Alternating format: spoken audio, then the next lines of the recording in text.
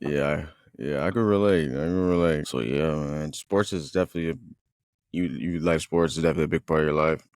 Playing sports. Yeah, I played college basketball and Yeah. you know got to play high school basketball in Chicago against guys like Isaiah Thomas and stuff Jeez. like that. Wow. So yeah, played actually college basketball against Michael Jordan his freshman year, my senior year. So Oh wow. Oh yeah, we gotta dive into it. We gotta talk about it. A huge basketball fan. All right. Welcome to the Don't Sink podcast, man. Today we have Terry Tucker. He's wears many hats, but he's an author. He's a cancer survivor, cancer warrior. NCAA Division I athlete. He's also a former SWAT hostage negotiator, and out of all the many hats out there, all seem interesting. And we're gonna dive into them and see, what kind of happened coming up and how you got down this journey and ended up in these places. So, yeah, man. I guess first things first is where'd you grow up? uh, grew up. I was born in Chicago, but spent a decent amount of time growing up in Columbus, Ohio, Nice. and then spent my high school years and after that in Chicago. My parents are from Chicago. My grandparents are from Chicago. So Chicago is home. I still have two Yeah. brothers with my mom. So Nice, man. Yeah, I've been in Chicago a couple times. Beautiful place. Yeah, unreal how many people there are there. Like, I don't think most people realize how much people live in Chicago. So yeah, many people. I think it's the third largest city in the United States. So yeah, there are Yeah, quite a few people in that area. yeah. Growing up, like there, how was growing up in Chicago? Like, what was your experience? It was good. I went to high school there. I was pretty much a basketball player. I sort of ate, drank, and slept basketball. Really enjoyed Yeah, it. It was much different when I was growing up. There were not the AAU teams and things like that. I mean, you got right, recruited in college based on film that your high school coach would send to certain coaches around the country in college, and that's how you got recruited. There was no, go to an AAU game in the summer and see them play or anything like that. So it was right. just a much different time. Definitely. What's one story you can recollect from your time playing high school basketball? So we were playing. I don't even know what I should tell you. We were playing St. Joe's, and Mm, St. Joe's big gun was Isaiah Thomas, and Isaiah yeah, Thomas would go on to play at Indiana for Bobby right. Knight, win a national championship, and then go on to the NBA and play for the Pistons and win several NBA championships. And I remember we were trailing, and Isaiah was dribbling down the court. I had dove for the ball, missed it. I was out of bounds, so I was trailing the play. I came up behind Isaiah, didn't realize I was there. I tipped the ball away, and I tipped it to one of my players, and they grabbed Yeah. it, and I took off for our basket, and they threw me beautiful pass. I took one dribble, went up to dunk the ball. The ball hit the back of the rim, and literally in Mm. midair just took off to almost like half court, and the gym Oh was man. packed. There were like 2,000 people in the gym, and I'm like, all right, now I feel like an Right. idiot, but hey, the game goes on. So that Yeah, was, yeah. you know, probably one of the goofiest plays I've made in my high school career. So, Yeah. We've all been there. Yeah. So like nowadays, when you look at athletes, like you can pretty much tell, like, okay, he's league bound or he'll probably play college basketball. Like you could tell at a very early age now. Like you'll see like an 11, 12 year old be like 6'3" already, and you're like, okay, he probably's got a good opportunity. Did you see that in Isaiah Thomas when you played him? Did you already have an inkling like, okay, he's gonna probably go to the next level? oh yeah, yeah. I mean, he's a year younger than I am, but yeah, you could just tell he had a tremendous skill, tremendous talent, and Yeah, you knew he was going to end up somewhere. And I mean, Indiana is so close to Chicago. It was, hey, yeah, I'll go to yeah, Indiana. My family can come see me play. My friends can come see me play, and I would run into him in the summer when we would both come back and be in Chicago. And, I was like, well, what's it like for, play for Bobby Knight and stuff like that. And, Bobby Knight got a terrible rap, what a horrible coach, what a lousy guy and stuff like that. But Yeah. Isaiah liked him. Said, Right. he cares about his players. He cares about us. He told me a story once that he said, Knight used to have us bring a book with us on road trips, not a academic book, economics book or a math book, but an actual book to read, because he was very much into not only developing his players as athletes, but developing them as men and being, good stewards in the community and stuff like that. And he wanted them to be intelligent. He wanted them to be able to read different kinds of books and stuff like that. So for a Knight, it was a lot more than just basketball. It was about raising good people.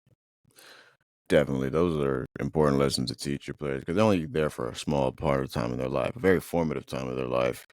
So it would only make sense to, instill some things they could take with them down the rest of their life. So you play in high school, then you go to D1 college. Where did you play D1 at, and how was your experience playing in college? Small school in Charleston, South Carolina, called the Citadel. It's in the Southern Conference.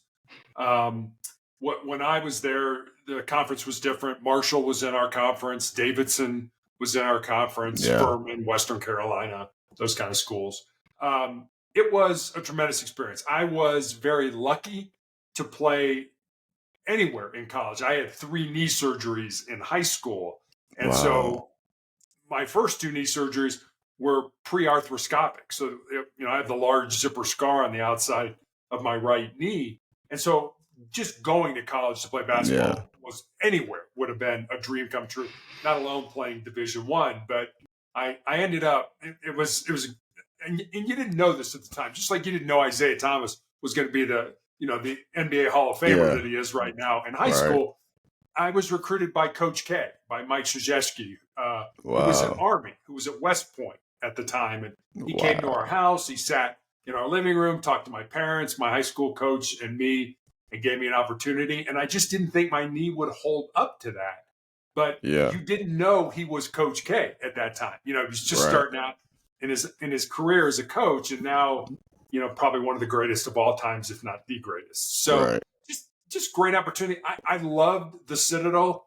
I got to play against so many great competition. Horace Grant was at Clemson when I was there, played against Michael Jordan in North Carolina. Jordan's freshman year, the year they won the national championship in 1982.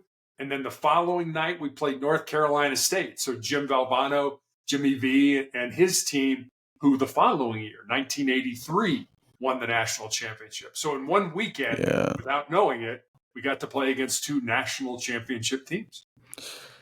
Yeah, just thinking about early 80s basketball in the Carolinas, like that's pretty much the gauntlet right there. That's where all the top talent is. So it's amazing that you got to be right there, in the midst of it all. Just, every top player, they're going to either, UNC, NC State. It's just so many. It's just Duke. It's just an amalgamation of all the greatest talents in one area of the United States.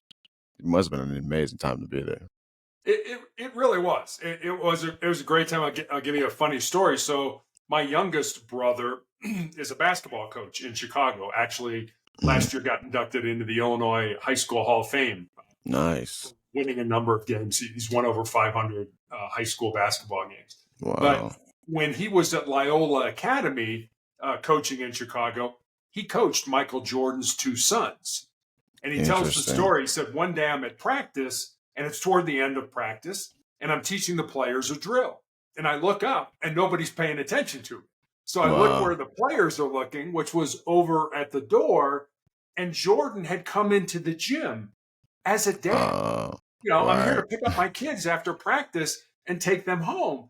But everybody was so enamored with him that my brother had to say to him, hey, Michael, you're a little bit of a distraction. Would you mind stepping out in the hall until practice was over? And Jordan and his wife were incredibly gracious people. And he said, I'm sorry, Coach. I didn't mean to upset practice. Absolutely. I'll wait outside until practice is over. My brother thought later, gee, I'm probably the only coach in the history of basketball that ever kicked Michael Jordan out of practice. And Right. Wow, wow, wow. Yeah. Just to think like, yeah, the black cat walks in, what do you do? Like, you know, how do you handle that? I definitely wouldn't have. I would have canceled practice if I see Well, Michael Jordan. Jordan came to all the games, and the parents Yeah. on the team rotated the pregame meal at their house Right. or at a restaurant. So when it was Jordan's time, everybody got to go to Jordan's house, to the compound, Yeah. and they had the meal set up for the players and the parents and all that. So he was part of the team. Parents are part of Yeah. the team, and Jordan and his wife were parents, and they were just part of the team. He just happened to be the greatest basketball player of all Yeah, time. right. Yeah. And being the GOAT and having that humility to just be like, yeah, I'll step out of practice, I'll Yeah, let you finish off what you're going on. And like, that's amazing. That's a great yeah, story. Yeah, basketball has been a passion of mine my whole life. And just, this is why I love the sport, is because you can find so many nuggets and great stories from all walks of life, all over the world. And it's a game that's going to continue to you know evolve and have these great stories come up generation after generation after generation. Yeah, it's amazing to see that I could talk to somebody about the same game and they played it decades before I ever touched the basketball, but you can find a common ground with the game. yeah, It's amazing. yeah. It's absolutely something that you can get behind, and even I mean, when I played, there was no 3-point line, and there was no Yeah, shot clock. yeah, So Dean Smith and his four corners offense, where he'd get a lead on you and he'd just pull it out. North Carolina would just pass the ball. That's what he was known for. But the game was different then than it is yeah. now. That wouldn't fly today. You've got a shot clock and things like that. So Yeah, I never really thought about that. Just the evolution of the game in that aspect. Like, I've only known a 3-pointer, yeah, so I couldn't even imagine a game where there wasn't a 3-pointer, and like that changes the whole way you even approach offense. hmm Like I could imagine just like the different like screens are completely different concept, but there's no 3-pointers. Like, yeah, the evolution of the game is something I like to see the game evolve, but then I also like when certain things stay traditional and we keep certain parts of the game. Um, like I wish they would bring back. I wish they would actually get rid of the defensive 3-second violation. I wish they would yeah. take that out.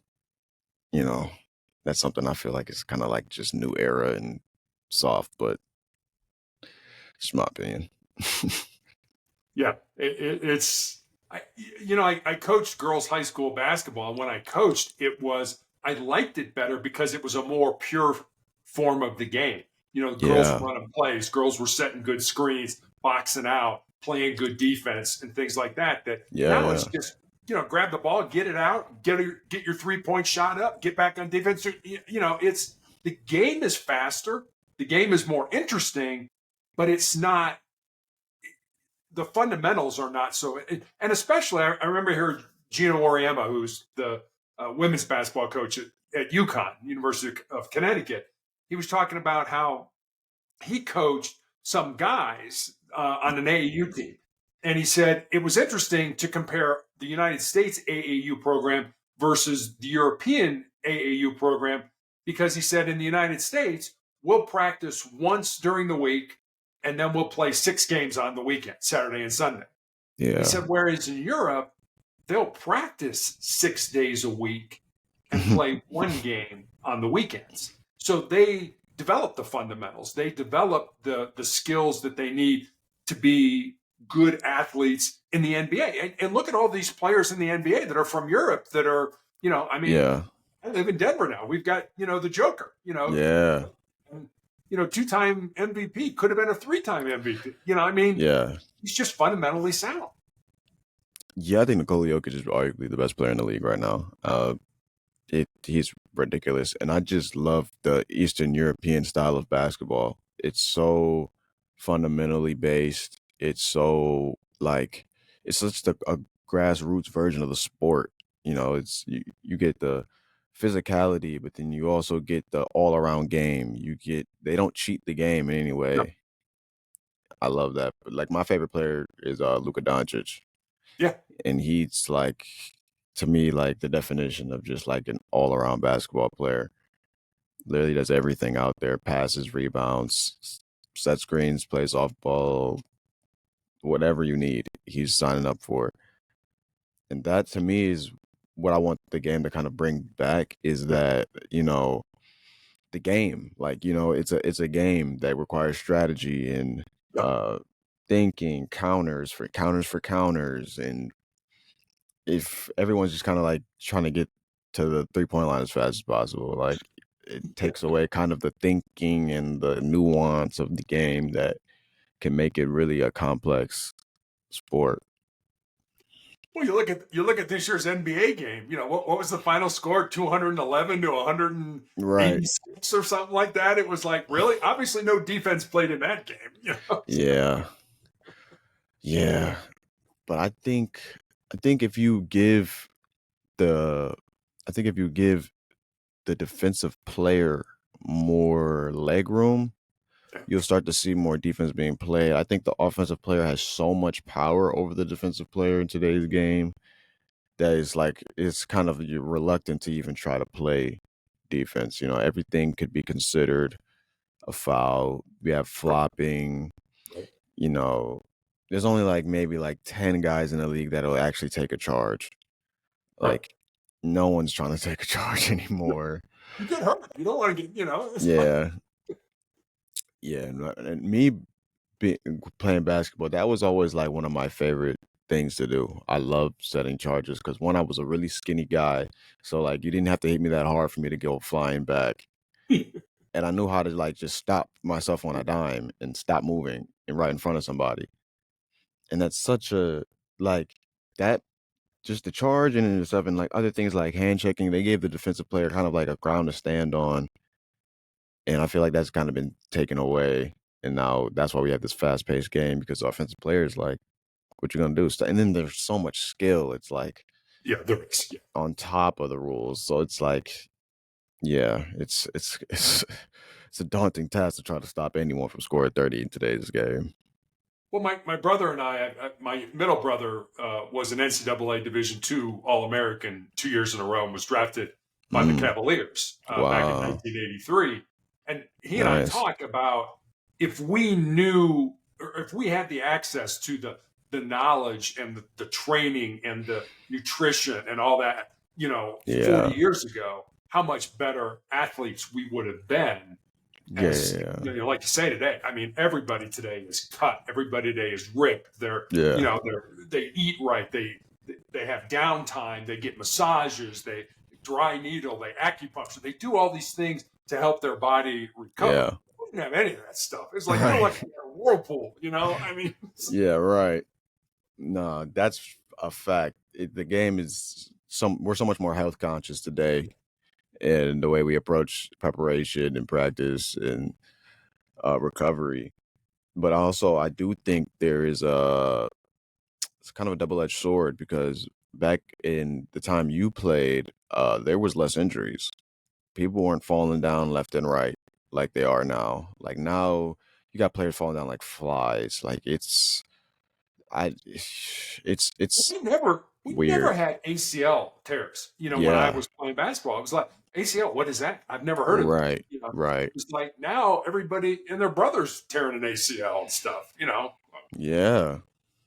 And I attribute it to I think you guys just played, you know, more. Like you spent less time, pampering and recovery and all the stuff outside the game. You guys just played the game all Yeah. the time. And that conditions your body. No one was complaining like we're playing too many games. Right. Nobody was like load managing, nobody No. was doing that. They were just playing the game all the time. So your body built up this calluses, and just expectation like, okay, we know we're playing 60 games. We know we're playing X amount of games this year. So let's not even try to worry about load management and try to like maybe I should take this game off because it's a back to back. Right. Like that wasn't even in the question. So I think now it's because we spend so much time like trying to recover and like it's finding that balance between, nourishing your body correctly, but then also not weakening your body by, too much time off. Right. Right. Yeah, and I mean, you went to the park, and you grabbed four other guys, and you're like, "We got next," Yeah. and you go, and if you win, you stay, and if you don't, you find another four guys, and you did that all day. There was Yeah. no, I mean, and you're banging each other, and you're hitting each other, and Yep. foul's only something where blood is, if you got blood, that's a foul. Other than that, there's Yeah. no foul. Yeah, yeah, So, yeah. Yeah, I mean that was the way. That was definitely the Detroit style of basketball right there. Chicago too, right? Yeah. Yeah. That era is an era a lot of kids that play basketball, they have no idea how physical that brand of basketball was. But it built you. It made you better. That's the Yeah. one thing I think should be highlighted. It makes you a better player. Makes you, like a stronger player. You can finish through anything. Like if you expect a certain degree of contact, it's gonna make you a stronger player. It's gonna make you a wiser player too. Yeah, I don't think there was a game in the summer or a day I'd come home where I didn't, my forearms were all cut up and stuff, or somebody, I'm like, yeah, Yeah. I'd wash it off. What's for dinner, mom? Right. So Right. It was a great time. So you were in college. You're hooping. Then you get out of college, graduate. What's the next step in your mind? Because you were just playing basketball and now you're entering the real world. So like what's your thoughts going on right at that moment in time? yeah, I wanted to be in law enforcement, to be honest with you. My grandfather was a Chicago police officer from 1924 to 1954 and was Nice. actually shot in the line of duty with his own gun. It was not a serious injury. He was shot in the ankle. But my dad, who was an infant at the time, always remembered the stories my grandmother told of that Mm, knock on the door of Mrs. Tucker, grab your son, come with us. Your husband's been shot. And he was shot in 1933. And so when I mm. expressed an interest in sort of following in his footsteps, my dad was absolutely not. You're going to college. You're going to Yeah. major in business. You're going to get out, get a great job, get married, have 2.4 kids, and live happily ever after. Yeah, yeah. But that's what my dad wanted for me. That's not what I felt I wanted for myself. The problem was when I graduated from college, my father and my grandmother were both dying of different forms of cancer. So, Mm. out of love and respect for my father, I ended up going into business like he wanted. And I just waited until he passed away. And that's when I got into law enforcement. Oh wow. I mean, that's admirable. At least you did give it a chance to pursue business, even though might not have been what you wanted, it's admirable you gave it an opportunity. Yeah, I was lucky. I mean, my first job out of college was in the corporate headquarters of Wendy's International, the hamburger chain, in their Yeah, yeah. marketing department. And after that, I went to work for the hospital that took care of my father and my grandmother as they were dying. So, yeah, I had exposure to different things, and I think that helped me be a better police officer. I was older. I had more life experience. I was able to talk to more people. But in all honesty, I was a 37-year-old rookie police officer, which by most accounts is pretty old to be getting into that line of work. Yeah. So when you're thinking about getting into law enforcement, like did you have any like trepidations or second thoughts because of the age you were getting into it at, or did you feel like this is what you were supposed to be doing, so it's the right thing to I do? really felt it was what I was supposed to be doing. And I am very, I guess, and I don't mean to sound conceited, proud of the fact that I never let my dream die. I never let Yeah. that, I could have said, hey, I'm in business. I'm, 8 to 5, Monday through Friday, kind of suit and tie guy. I'm making good Yeah. money. I could have just said, I'm comfortable here. But I wasn't. I was like, Yeah. no, this is something I want to do. And I had, like I said, I was a college athlete. I maintained that after I got out of school. I still maintained my physical conditioning and things. So it was it was not as hard for me because I Right. had maintained, I still was in decent shape when I got into the academy and stuff. Yeah, I tell people all the time, you're only as old as you feel, and you, if you, there's a lot of different versions of 37. Yes. You could you could be 37 and going on 57. Right. But if you do your due diligence and maintain just even a basic regimen of exercise, you can feel like you're 27 when you're Yeah. 37. Yeah. Yeah.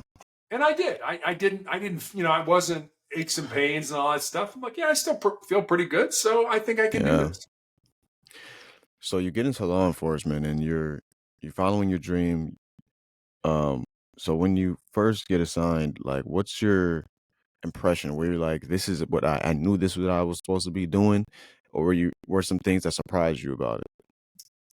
So I kind of sort of was able to put my toe in the water, so to speak, because Hmm. my wife and I were living in California, and Right.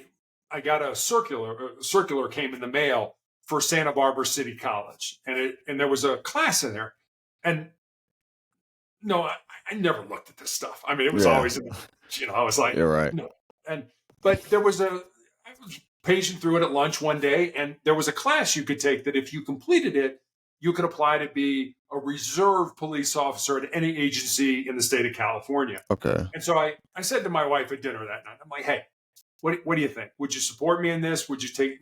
And she was absolutely, yeah, take the class, see what happens. I took the class. I was able to get on with Santa Barbara PD. And so at the time, I was a customer service manager for an academic publishing company. And so I would work Mm, my regular job during the week. And then on Friday night, I would come home, I would put on my uniform, I would go to roll call, and I would work all night. So I'd work till 7 o'clock on Saturday morning. And my wife tells this story better than I do. She said you would come home Saturday morning exhausted, but with this big grin on your face, like, yeah. this is a blast. I love this. And so when our daughter was born and we moved to Cincinnati, I said to her, look, the bug has bit me. I want to do this full time. Yeah. And will you support me in that? And so I went to the academy and got on. So I kind of knew what to expect based on my time in Santa Barbara. But it was, I mean, Cincinnati's a decent sized city, and Yeah. it was, um, I worked an area that had a lot of crime, a lot of drugs, a lot of guns, a lot of violence, and it was, it was kind of like putting your finger in the dike. When there Yeah. was a hole, it's like, okay, you solved that problem, but now this one came up, and now you're putting your finger in that, hole, and Yeah. and you just it just never ended, Yeah. and you felt, you know the people that we worked for, I always felt were, the single mom with three kids that's working two jobs, and she's just trying to keep her head above water, and she wants her kids to, not get exposed to the dope dealers, and all this Yeah. stuff that was going on. And those are the people that we really did everything we could to try to make a difference in. Yeah. Yeah, I think that's super important because me growing up, I've always had a certain like preconceived notion when it came to law enforcement and police officers. But then as I got older, I realized that it's not it's not who they are, it's their job. And a lot of people kind of have a hard time making that distinction. A lot of times, it's like from the outside looking in, a lot of people consider like if you're a cop, you're a cop. Like that's who you are as a person. They just that's your whole identity. Like you almost don't even have a name. You're just a cop. Yeah, you're a But cop, people, you're a pig, yeah, you're yeah. But as I got older, I realized like not only is it a job, and just like any job, there are people that are really good at it, and there are people that are not so good at it, and there are people that abuse their power, and there's some people that you know are very cognizant and don't take their power for granted. Um, so it's a spectrum, just like any career field you would enter, but it's a unique career field in that the people that do it on a high level and the people that do care about it, there's no selfish reason to do this type of job. They're not the highest paid career in the world, they're, they don't have the best benefits in the world, but you're literally going out there every day and trying to make sure a community is safer than what you left it. And at the end of the day, like, you have to admire just that concept in and of itself. Like, this is not some job that, even though it may just be a job to some of the people that are in it, the job in and of itself is to go out there and help people. Right. It's, it's not, a lot of times what the way it's depicted is not what reality actually looks like. Police officers do so much more than just even criminally related things. It's a job that has a lot of responsibility in comparison to, even just the barrier of entry to become one. I think a lot of guys get into police work and realize, like, I have a lot of responsibilities, and a lot of them rise to the occasion. And that, a lot, like, I always look at safety as like something that's only gotten better over time. Like, a lot of people complain about the neighborhoods they live in. I've definitely grew up in very unsafe neighborhoods, but then when I look at the overarching, if you were to make safety on like a stock chart, like, if you were looking like 400 years ago, 300 years ago, 200 years ago, it's only going up. You know what I'm saying? Things are only getting more and more safe. Policing is only getting better, and the only way that policing does get better is if there are mistakes made. I don't I think we have a certain level of expectation of perfection and execution that's impossible to be met and shouldn't be met, because you need the mistakes to highlight the things that needs to be fixed. You need somebody to cross the line to draw the line, you know? So I believe that overall, just law enforcement is something that's evolving, but it's evolving in the right direction overall.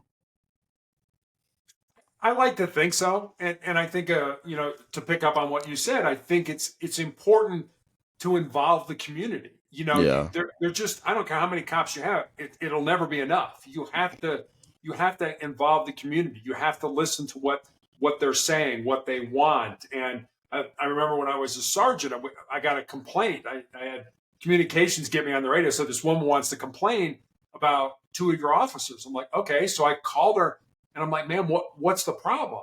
She said, well, I called in a dope run. These two guys were selling dope on the corner right outside my house. And I called that in, and the police didn't do anything. And I said, well, okay, explain to me what happened.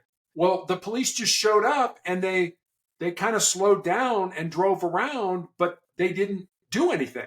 I said, man, were the two guys that were selling dope there when they showed up? No, no, they weren't there. I said, well, then what did you expect them to do? Yeah. Did you expect them to get out and just walk around? Okay, here's the corner, nobody's here. Yeah, I said, this sounds like it's a symptom of a bigger problem, that you're Yeah. having people sell drugs outside your home. I said, I don't think we need to make a complaint on these officers, because the complaint isn't going to go anywhere. They didn't do anything wrong. They Right. showed up, there was nothing there, and so they moved on.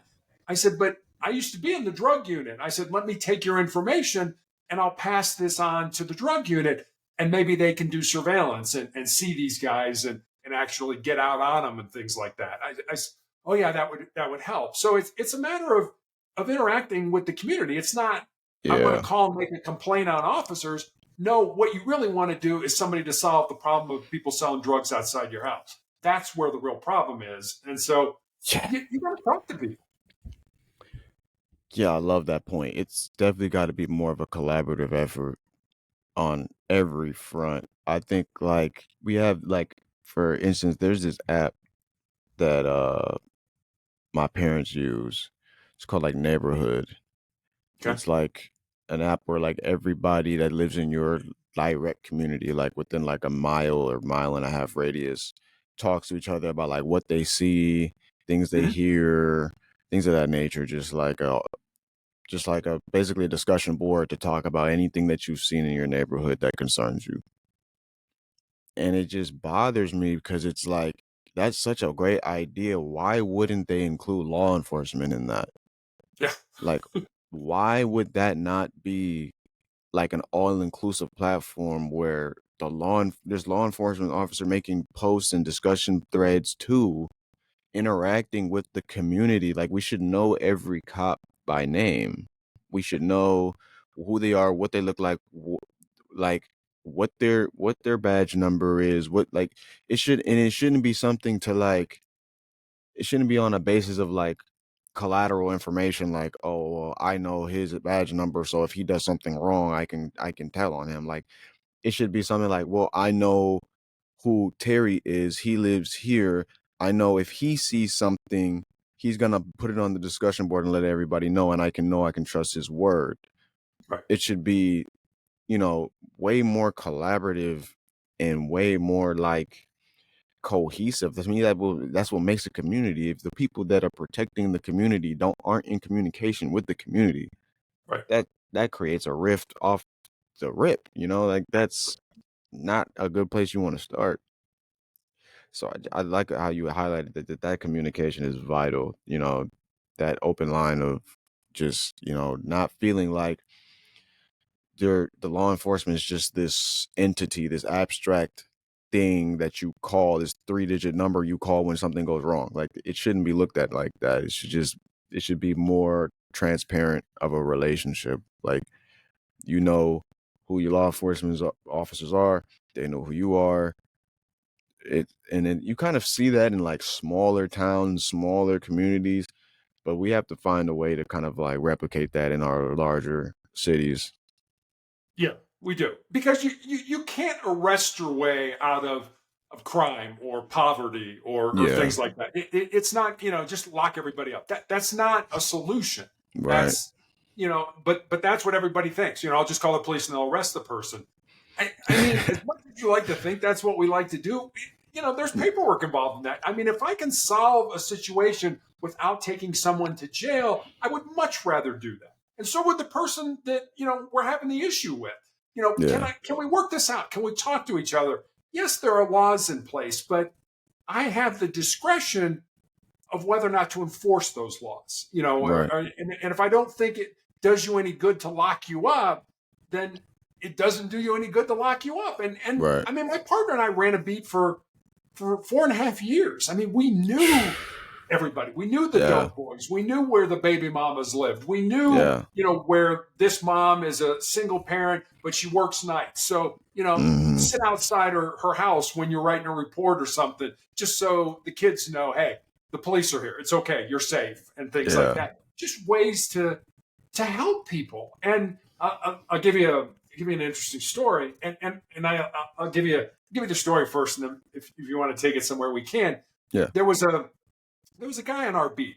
I mean, we had a lot of dope boys, a lot of guys that slung dope, but there was this guy who kind of hung around with them, but he didn't sell dope. I mean, Mm, his big thing was he used to drive without a license, and in right. Ohio, that's a misdemeanor of the first degree, so it's a fairly decent crime.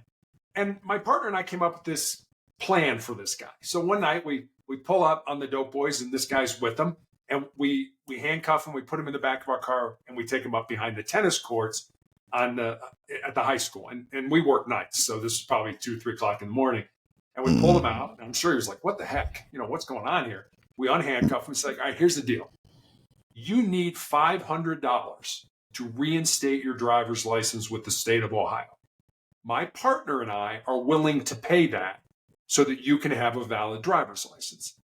We have somebody, because you don't have your GED, we have somebody that will get you your GED, and we also have somebody lined up that will give you a job during the day. Now, the job is on the other side of town. It's not over here, but we'll make you current on your license. We'll get you your GED, and we'll get you a job. And not just a job that potentially you can grow and develop and become, maybe a boss or a supervisor or something like that. yeah, Would you like to take us up on our offer?" What do you think he said? absolutely not. That's exactly what he said. He said, "No, can't do it.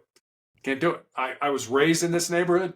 These guys, I know they're dope dealers, but they're my buddies. They're the guys that I went to school with. They're the guys that I hang out with.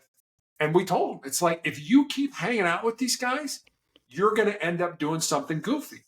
And Oh yeah. about 6 months later, I ended up leaving patrol and went to the drug unit. My partner followed me to the drug unit. And we heard about a year later that he had committed an armed robbery and, got like Oh 8 years in the state pen. And, yeah. you feel sad for them. But Yeah. you also understand that to uproot somebody from, the only life that they know is an incredibly hard thing to do. Even though in their Yeah. soul, they know that this is something that's good for them. They know Yeah. this is somebody's trying to look out for them. And at the end of the day, it's like, look, I gave you a chance. I understand why you said no, but at least I Yeah. gave you a chance to say yes. Yeah. It's like for somebody that comes from the community, that's a life changing opportunity. You know, it's not just, getting your license reinstated or getting a job. That's the difference between, going to the state penitentiary and living your life and growing and maybe being a contributing member of society. Those are the two polar opposite endings of that story because, you know, you can't have any sort of allegiance or like feel like I don't know why it's just something that's very prevalent in my community. The black community feels some kind of like allegiance or like solidarity to the neighborhood they grew up in or the street they were raised on. And it's like that's like the stupidest thing I've ever heard. Like you don't own the street, you don't own the neighborhood, you have no stake in it, and you don't own any real estate. You're probably living with your mom who rents an apartment. So like, what gives you this such a strong loyalty to a place that has done nothing but harm you? You know, Mhm. I would be like ready to hop up out of there. Like, man, I get my license. I know how hard it is to get your license reinstated. I know how hard it is to, especially when you got tickets and you're trying to get your license reinstated and you got to suspend it and you got to pay reinstatement fees and you got to go through the whole spiel. Like to even get out of that is a is a good great opportunity. But then on top of that, you're getting a GED, which sets you above where you just were like a Right. million. Like not having even a GED, like I could count on one hand how many jobs you can get, Yeah. and they're not sustainable jobs either. So then you go get your education, and now that you get your GED, that opens the door to more things. You can go to college now. Right. You can further your education. You can work a job while you're furthering your education. It just opens so many doors. And I think a lot of people don't see what's behind the door until the door is open for them. A lot of people can't even like fathom what's behind the door. So like, it's definitely it's a tough thing to watch happen to somebody. But then again, it's like all we can do is give people these opportunities and try to, you know, repeat that kind of same sentiment. Like offer people a way out instead of just trying to arrest your way through the problem. At least Right. give them that door. At least open the door for them. That's all you can do. You can't push them through the door. All you can do is open it up and say, look, hey, you can take this route, but that's all up to you. Yeah. Yeah. Yeah. It was sad. I mean, it was a Yeah. guy who he was a smart guy. He was a sharp guy. He could have gone places in his life, but the devil's in the details, and he knew that particular devil. He knew the devil of the guys he hung around with in the neighborhood he grew up in, and he couldn't see, like you say, couldn't see on the other side of the door. And Yeah. we tried to point it out to him. It's like we do this every day. We see you, we see these guys. You see us hooking them up, taking them to jail all the time. They're felons. What kind of job are they going to get after they get out of prison? Right. I mean, your life is doomed now. Yeah. Yeah.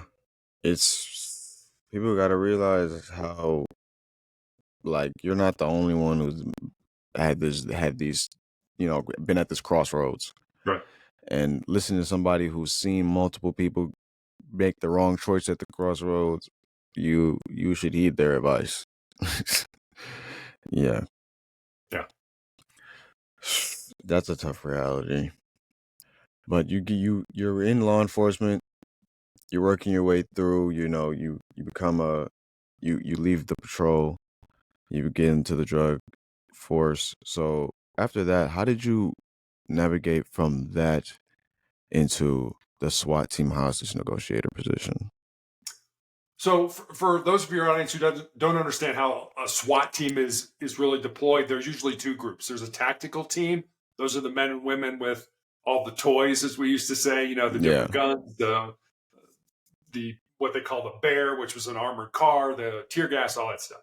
And then there are negotiators. And we used to kid with the tactical team that if we did our job correctly, you didn't get to use all your toys and things right. like that, which was fine with them. I mean, getting someone out safely was really what it was all about. So Yeah, that when there was an opening on the negotiating team, I put in for it. And, I had to do a physical fitness test. I had to meet with the psychologist. I had to take psychological exams, meet with the command staff, and then meet with the team.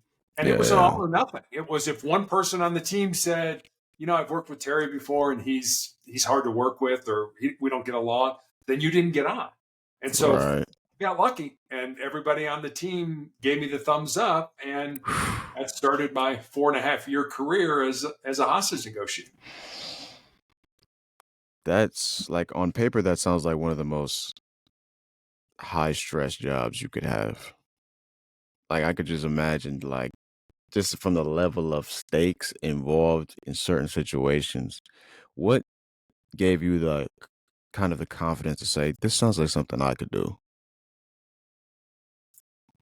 I think for the same reason that I became a police officer, I want to make a difference. And usually the members of the SWAT team are usually the better officers. They get better training, better equipment, and things like that. And I've always wanted to be, whatever I did, associated with the best or part of the best. And Yeah. so that was a great opportunity for me. And the way we learned, the way we trained was scenarios. We would read about something in the paper, or we had a psychologist who was attached to us who would train with us, and so we would do a scenario, and then where you learned was in the debrief, where Hmm. you would go through the scenario, and the psychologist might say to you, "Did you ever think this person might have been schizophrenic and off their medication?" It's like, "Oh Mm. no, never thought about that." So I learned something today, and Right. the more scenarios you do, the more call outs you're on, the more, you kind of watch, you observe, you hear, you listen, and you pick up more information and things like that. And then then they put you in the driver's seat, so to speak. Then you're the Yeah. primary one day, and it's like, okay, but you knew, I mean, they weren't going to put you in a situation where you were going to fail. I Right. mean, and again, at the end of the day, the bottom line was we really weren't in control. I mean, was this person Yeah. going to come out peacefully? Were they going to take their own life? Was the tactical team going to have to go in and get them? I mean, there were all different kinds of things the way this could end. But the bottom line was the person who was barricaded or who had taken the hostages, they were going to determine that. They were going to Right. determine how this was going to end. And about 90% of the time, we were successful getting people out safely. But about 10% of the time, for example, if we were negotiating with a homicide suspect, somebody that maybe killed a couple of people and they knew they were caught, they weren't going anywhere. Once they came out, they were going to jail and then they were going to prison for the rest of their life. They decided, no, I'm not going to do that. I'm just going to use this gun and I'm going to turn it on myself and Yeah. I'm just going to end it here. And while that's always tragic, and I don't mean to sound callous about this, I never lost any sleep over it because Yeah. I knew I did the best I could. I knew I worked with great people and I had great training. But as I Yeah. say, at the end of the day, it's up to them how this is going to end. Yeah, I could relate to that though. Like you're not gonna lose sleep over anything that you know that you prepared for. You know that you put your all into and gave it your best foot forward. At the end of the day, like you said before, it's not up to you at the end of the day. The end result is not in your control. You're just there to mitigate a situation and to mediate a situation and to try to de-escalate something. But at the end of the day, like you have no puppet strings over this person. They're gonna do whatever they deem is the right choice for them to do. What do you have a story that you can share about the housing negotiation that you were in the midst of it and you thought it wasn't going your direction, but it ended up did going in the good direction. I'll give you two stories. One's kind of a funny one that is atypical. This is not the way they normally go. Yeah, right. I was working. I was a sergeant at this time, so I was working in another district. I was in uniform in a marked car, so I was able to get to the scene pretty quickly. And this was a guy who was drunk. He had taken his wife hostage, and he'd barricaded the two of them inside their house, and he had a gun. And so when I get there, the uniform officers explained to me, I said, "Do you have him on the phone?" Like, yeah. I said, "Well, let me talk to him." And no, you never, I mean, it was usually hours into a negotiation before you started talking about coming out, putting the gun down, letting the hostages go. Up front, you needed to build trust. You needed to develop empathy for the person, understand where they're coming from, all this kind of stuff. You had to lay the foundation. You had to lay the groundwork before you could do that. But I'm talking to this guy for about 10 minutes, and I just had a gut feeling. And so I said to him, "What would it take for you to come out right now?" And there was this long pause, and he said, "Give me a beer." And I was like, "If I gave you a beer, do I have your word that you would let your wife go and that you would come out peacefully?" He said, "Do I have your word I could drink it?" I said, "Yeah, you absolutely have my word that you can drink the beer, but do I have your word?" He said, "Yeah, you have my word." So I gave $5 to one of the beat guys, and I said, "Go down to the store, buy a beer." And the tactical team put it on the front porch. And I called them back, and I said, "Your beer's on the front porch." I said, "But you don't get it until your wife comes out. You come out, no gun in hand, with your hands up." He again said to me, "Do I have your word I can drink the beer?" I said, "You have my word." All of a sudden, the front door comes open. Here comes his wife. Here he comes with his hands up. We handcuff him, let him drink his beer, and off to jail he goes. So that was, like I said, very atypical. Yeah. A more typical one, and this was my very first, where I was in the hot seat, where I was the primary. This was a man who wanted to commit suicide. And this started probably 6, 7, 8 o'clock at night. He had slit his wrist, and that did not work. And then for some reason, he thought it was a good idea to turn the gas on in his stove and put his head in the oven. And he thought that was going to kill him. Well, that didn't work. Yeah, no. And then he called a relative, and he had a gun now. And the relative called the police, and we get there, and we're talking to him. And it's probably 3 o'clock in the morning now. And I'm talking to him, and I developed a pretty good relationship with him. And he finally said to me, he said, "You know, Terry, I'm really tired. I just want to come out." And I said, "Do that." I said, "Put the gun down, come out." I said, "And I'll come down to the scene, and we'll talk man to man, face to face." He's like, "I'd really like it." I said, "But don't hang up the phone." I said, "Bring the phone with you, and when you get outside," and I told him what would happen when he got outside, just so there were no surprises. But he hung up the phone, which is not uncommon, because we're conditioned that when a conversation is over, we normally hang up the phone. So that wasn't much of a surprise. But about 30 seconds later, one of the tactical officers comes on the radio and says, "We heard a gunshot." And I thought, "Oh, you got to be kidding me. Yeah. You shot yourself." He did, shot himself in the head. But he shot himself at such an angle that the bullet went in, like right around his temple, underneath his skin, went around his scalp, and came out the other side. Never penetrated his brain, never penetrated his skull. An incredibly bloody scene, because your head wounds bleed terribly. But in terms of seriousness, not a very serious wound. And we had we had 2 ER doctors that would come with us on every call up, and they had these huge back. I mean, they could have done like open heart surgery on you right in the field. That's how good they were. So the doctor that was with us jumped on him right away, got the bleeding stopped, took him to the hospital. But you know, that was a guy that 3 times had tried to end his life, and 3 times God said, "No, not your time yet. Sorry." Yeah, I've never heard of a brain, like, I've never heard of a headshot wound that wraps around your brain. That is insane. It was just an angle. It was the angle at which he shot himself, you know, and it wasn't a in, it was more of a, you know, kind of, my guess, it was a hesitation shot. He didn't really want to do it. And, you know, it's like, oh, you know, and it went off and just wrapped around his skull. came out the other side? Yeah, it's funny. Like in that first story you told, it's kind of like people want to have this sense of like, like there's any sense of control they can have. I feel like they want to, they'll compromise for if they can just have an inkling of control in the situation. And I feel like that's a good example of that because, like, even though he knew he was going to jail, he knew what would happen if he comes outside. The fact that he could get a beer out of it is probably why he did it because he's like, okay, well, in my mind, I have even the smallest percentage of control over the situation. Even if you don't have control over the outcome, you can, have just a small amount of influence on how it goes down. Yeah, So, you're right. I yeah. mean, he knew he was going to jail, and and if he wanted to feel like he was getting control, as long as she came out safely and he came Yeah, out safe, right. fine with me. So Yeah, I'm just fascinated in the psychology of like convincing somebody to do something that they know they don't want to do.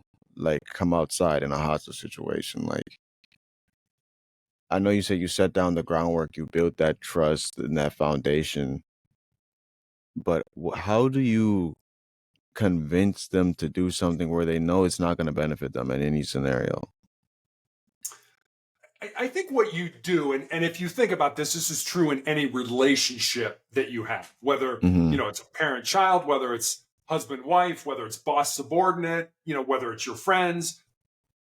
The overarching theme is trust. You're Yeah. trying to build trust with an individual that one, you've never met before, and Right. they've never met you. You have no idea who this person is. And two, is more than likely having the worst day of their life. I mean, if Yeah. your house or apartment is surrounded by the police and you're talking to me, you're probably having the worst day of your life. Yeah. And and the way we did that, we started out with what's called tactical empathy. And you can take the word tactical out and just use empathy, which is help me understand where you're coming from. Help me understand what's going on here.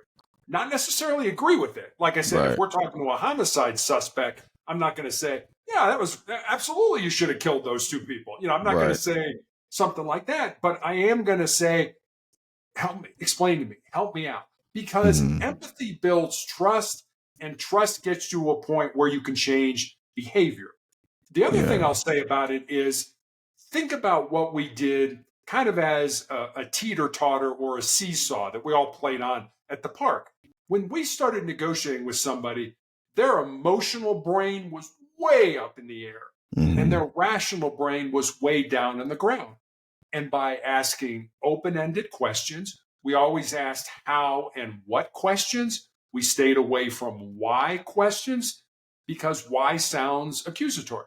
Well, Noah, Mm-hmm. why did you do that? Oh, wait a minute. Is he saying I did something wrong? Or I can get to the same thing. Noah, what got us to this point? I can get the same information by asking a softer question. Yeah. So over time and letting these people burn off a lot of their emotional energy, you get that teeter totter to kind of equilibrium.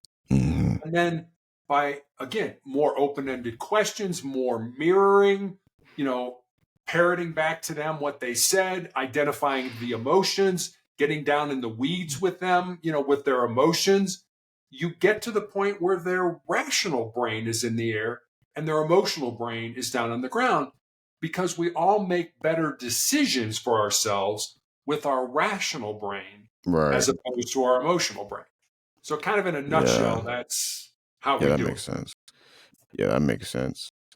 At what point in the process do you look at the tactical team and are like, okay, you need to probably go in?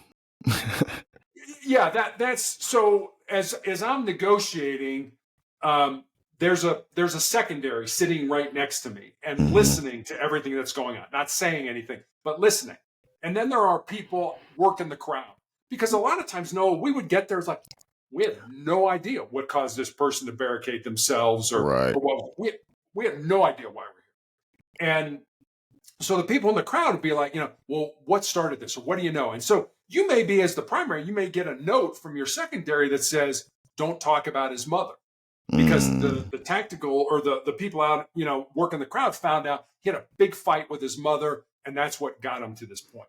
Mm. Now, while all this is going on, the command, the lieutenant or the captains or the assistant chiefs, they're listening to the whole conversation. They're listening to what I'm saying, what they're saying back, and things like that. And you can kind of tell where we're just going around in circles. It's Right. not getting anywhere. But you're gonna give it hours. You're gonna give it 2, 3, maybe even 4 hours. But after 4 hours or so, it's still going around in the same circle, and we're not making any progress. That's when they may Right. start amping up the tactical team. Maybe they're going to lob in gas, tear gas in there to try to get them out, or throw in a flashbang device that makes a bright light and a loud sound to scare them or something like that. They're Right. going to amp that up. You really, you know, these guys that the tactical people, they're my friends. They're people that I trained with. They're people that I was police officers with. I don't want them to get hurt. So Right. everything I can do to get this person out is a whole lot better option than them having to go in and Yeah. get them. But there would come a time where it was like, okay, make entry and see what happened. And most of the Yeah. time the person was either dead or they would just be sitting there. It's like I Right. was just wait. I'm not coming out, but you're gonna have to come in and get me. Okay, fine. Yeah. So Yeah. So that kind of leads me into your book, Sustainable Excellence, which is a great title, um, because it just kind of encapsulates what we've kind of been talking about, um, being in high pressure situations, whether it be with the SWAT team or with law enforcement, or even going through and being an athlete, going through the ups and downs of being a student athlete. Um, you have to maintain a certain level of sustainable excellence. So can you talk about your book and a little bit the topics that you touch on? yeah, Sustainable Excellence was really a book that was born out of two conversations that I had. I coached girls high school basketball when we lived in Texas, Mhm. and I had one of my former players move to the area in Colorado where my wife and I live with her fiance, and the four of us had dinner one night. And I remember saying to her after dinner that I was excited that she was living close now and I could watch her find and live her purpose. Mm. She got real quiet for a while. And then she looked at me and she said, "Well, coach, what do you think my purpose is?" I said, "I have absolutely no idea what your purpose is, but Right. that's what your life should be about. Finding the reason you were put on the face of this earth, and there is a reason, using your unique gifts and talents, and then living that reason." So that was one conversation. And then I had a young man who reached out to me on social media from college, and he said, "What do you think are the most important things I need to learn, not to just be successful in my job or in business, but to be successful in life?" And no, I didn't want to give them that, get up early, work hard, help others. I didn't want to give them Yeah. sort of the cliches that we all know. I wanted to see if I could go deeper. So I started to take some notes and kind of had these 10 ideas, these 10 thoughts, these 10 principles. And so I sent them the principles. And then I stepped back and I was like, well, I have a life story that fits underneath that particular principle, or I Hmm. know somebody whose life emulates this principle. So I've been battling cancer for 12 years. In 2020, I had my leg amputated. And Mm. while I was healing during that process, during those many months, I sat down at the computer every day and I built stories, and they're real stories about real people underneath each of the principles. And Yeah. that's how sustainable excellence, the 10 principles to leading your uncommon and extraordinary life, came to be. Wow. Yeah. I definitely gonna give it a read because just the way you explained it, you know, everybody has a purpose in life, but a lot of us run into that wall of trying to find out exactly what that is. And I think the way you explained how you could just, you know, you have to just not only not be afraid to find it, because I think a lot of people are like afraid of finding that thing that they really love to do and afraid to, surrender to it and chase it relentlessly. But then also, you know, not being afraid of that rejection and that failure of if I do chase my dream and it doesn't work out, then what do I do? Like a lot of people have run those kind of thoughts through their mind, and the fact that you have had all these levels of success, but then also have all these different degrees of adversity, and you don't reach to the next point of that success without that adversity. So it's your story is kind of like an example to sit beside the book and show people, like, it doesn't matter what obstacle gets in your way. It doesn't matter what, stigmas surround people that don't have this, come from this background, look like this. None of that matters, because all that matters is your purpose and chasing that. And you've done that literally on every stage and every level at the highest level. So it's amazing to see. And I know people are gonna like take away so many gems from that book. I hope so. I mean, it really is. You're always told don't write a book to make money or to get famous because Yeah. it's just not. And I didn't. And I was really I wasn't going to write it. I didn't want to write it, but so many people kept saying, you should write a book. You should write a book. And I was like, no, I don't think I need to write a book. There's plenty of other people that are much smarter than I am. And it's like, yeah, but it's not about being smart. It's about being able to use your story to make a positive impact on other people with the understanding that I don't have all the answers, Yeah. but I do have some things that I've learned over my life that I think other people could learn from and might make a positive influence in their life. And so that was really the impetus for writing the book. I mean, there's an old joke that says, when we talk to God, it's called prayer. When God talks to us, it's called schizophrenia. So God never Right. told me to write a book, but I think what God did was put enough people in my path that made that suggestion that it was like, maybe I ought to pay attention to this because maybe this is, I always say I wrote the book, but I really think it was inspired by something that was much bigger than me. Yeah, I believe the same thing. Uh I think God talks to us in ideas. I don't think he necessarily uses like language to be like, "Hey, Terry, you should do this." He gives you pops the idea in your head and like, Yeah, but it's up to you whether you want to right. gonna pursue the idea and take it, to the next level. It's amazing that through every step of the way, you never kind of like looked at it as you never looked yourself in like an inferior light, because you've accomplished a lot of things that a lot of people, may deem very difficult, or that they're not, that's just they would count themselves out before they do it. Being a Division 1 athlete, that's a hurdle in and of itself, and then going into law enforcement, that's obviously one of the most, demanding and stressful jobs in today's society. And then taking that one step to the next step, becoming a hostage negotiator, is like the peak of already that peak stress career. So like, but showing that you've came out on the other side a better person, and you enjoyed all these experiences, should show people like you should pursue the pursuit of your dreams, even if they seem stressful, or even if they seem like daunting or crazy to other people, because you're gonna come out with so much life experience and stories to tell coming out of the other side. Yeah, you really are, and you have unique gifts and talents. Noah, you have Yeah. unique gifts and talents. I do, and how do you find what you're supposed to do in your life? You figure out what your unique gifts and talents are, and then you do things that are you find interesting, with the understanding that there's no such thing as perfect in the world. There's no perfect Right. relationship, no perfect marriage, no perfect job, no perfect kids. Nobody's perfect, and nothing is perfect. So there's always going to be things you don't like about it. I mean, I love being a police officer. I did not like standing for 12 hours on a traffic post, during an event. Yeah. That was boring. It hurt. You were tired. You were sweaty, but that was the downside of the job. And so understand that there's, if you're looking for perfection, you're never going to find it. Just Right.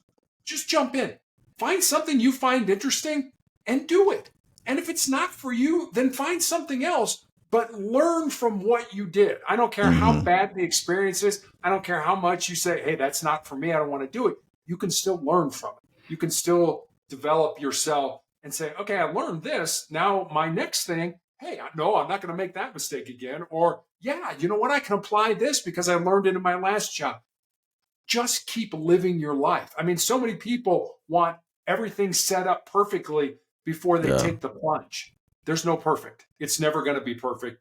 And if you don't do it, somebody else is going to do it. So why Yeah. not you? Why not you take the shot at it? Yeah, that's a great positive attitude to take towards it. And you can apply that to anything you want to do in life. But, one thing I take away from your story is, having that just sense of self-confidence and that mindset of like, no matter what I'm doing, whether I like it or not, there's always a lesson to be had, and there's always something you can take away. It just allows you to be more in the moment in everything that you do. Because even if you don't like what you're doing, if you're in the moment, you can draw something away. You can learn something that'll help you later down the line. I think that's a beautiful mindset to have. I know that you've lived in some different places. Having lived in California and having lived in Ohio, how is Denver, Colorado in comparison? My wife and I like Denver.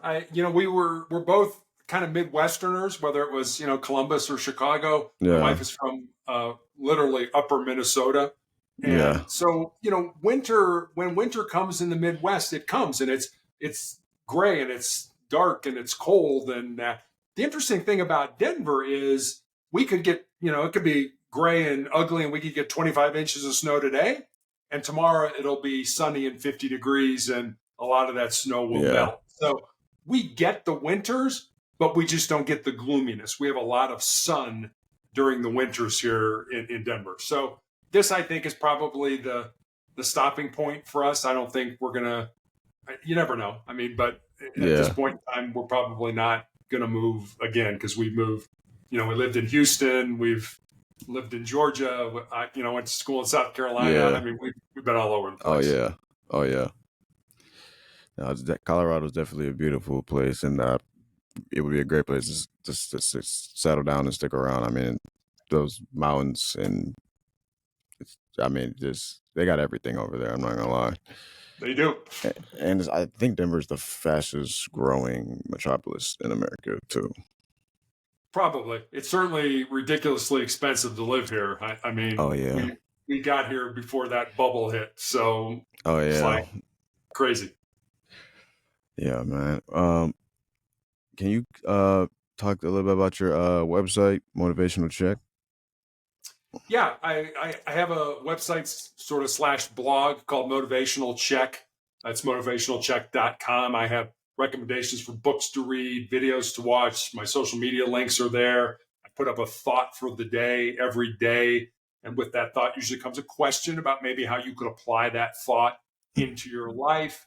I put out the Monday morning motivational message. I have a little video every Tuesday that kind of is something I learned that might be in sustainable excellence, might be in the book, and then I've been a guest on probably closing in on 700 podcasts around the world, and so the different podcasts that are still up that you can still actually view are on my website as well.